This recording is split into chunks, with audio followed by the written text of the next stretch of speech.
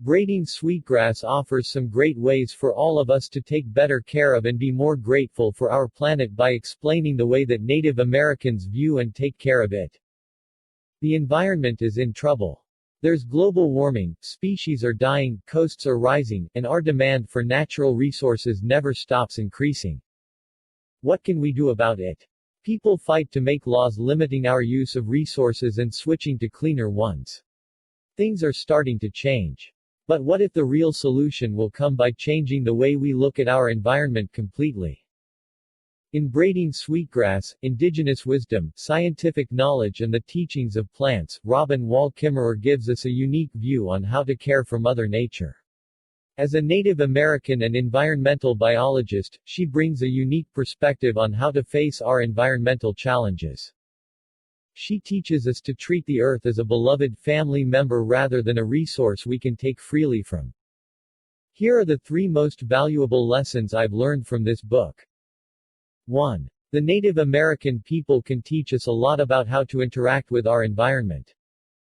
2. If we want to have a sustainable environment, we need to start changing our ways to be more reciprocal. 3. To protect our future, we have to start teaching the next generation how to care for the earth. Ready to learn some lesser-known ideas about caring for our planet? Here we go. Lesson 1. Native American culture emphasizes respect and care for nature. Kimmerer's experience growing up as a Native American in modern America was one of clashing cultures. It seemed the country and her tribe were at constant odds. Kimmerer spent a lot of time with her grandmother and the Potawatomi tribe. But for the majority of time lived in upstate New York. One major difference she noticed was in the way both cultures treated nature. She gives an example of wild strawberries that grew in a field by her school. She considers these kinds of offerings as part of the world's gift economy, or things the world offers without expectation of something in return. But in Potawatomi culture, it is tradition to reciprocate gifts like this. So at the end of the season, she would return to the spot and find seedlings and prepare new plots for strawberries. The relationship should be like one between 2 people who care about each other. They take care of each other not because they have to, but because they want to. But Kimmerer saw that most people do not practice this kind of gift economy. Lesson 2. We need to start working in harmony with nature if we want it to be sustainable. Native Americans understand and respect the cyclical nature of life around them. A woman will start out in the way of the daughter, where she will learn about the world around her from her parents. Then she enters the way of the mother, where she passes her knowledge on to the next generation. Finally, she will go to the way of the teacher, where she gives back to the community and helps parents.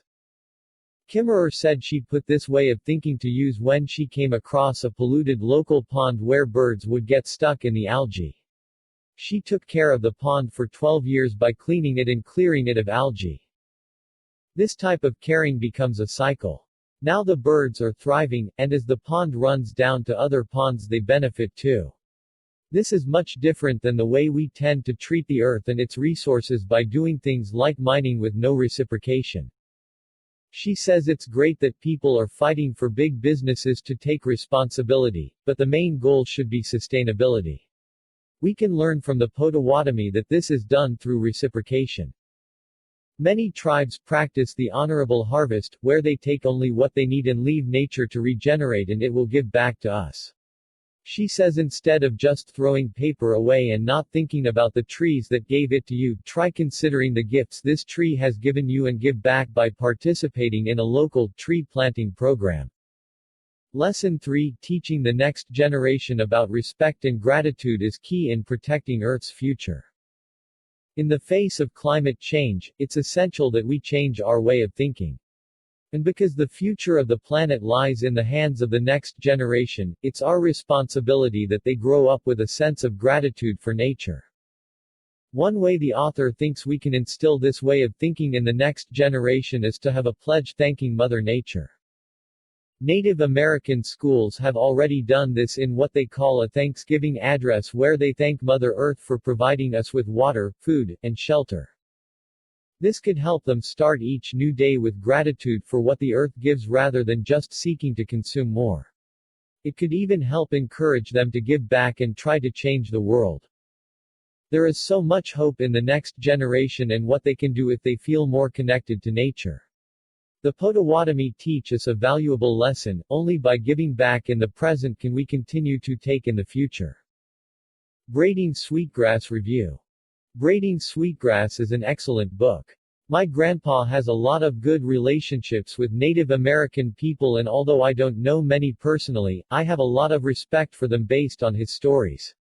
I think we can and should learn a lot from their ways of seeing and taking care of the world.